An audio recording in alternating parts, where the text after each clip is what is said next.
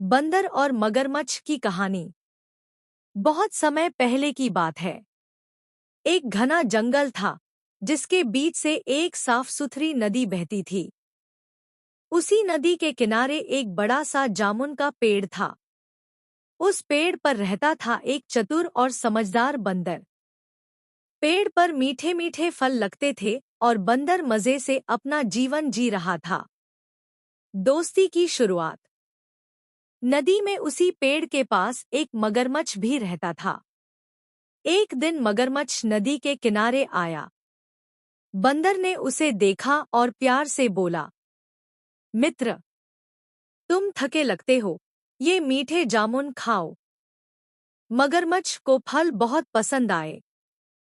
धीरे धीरे दोनों में गहरी दोस्ती हो गई।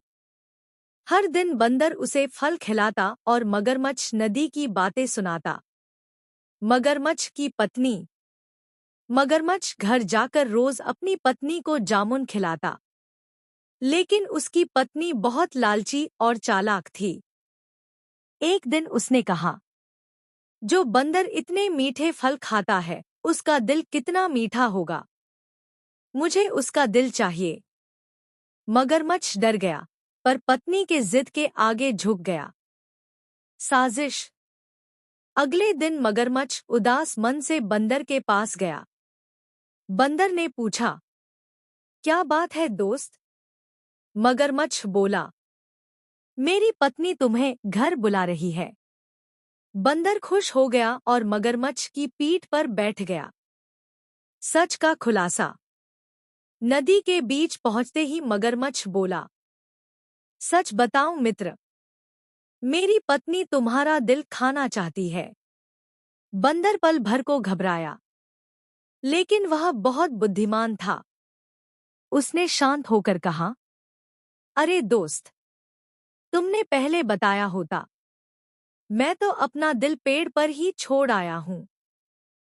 चलो वापस चलते हैं। बुद्धि की जीत।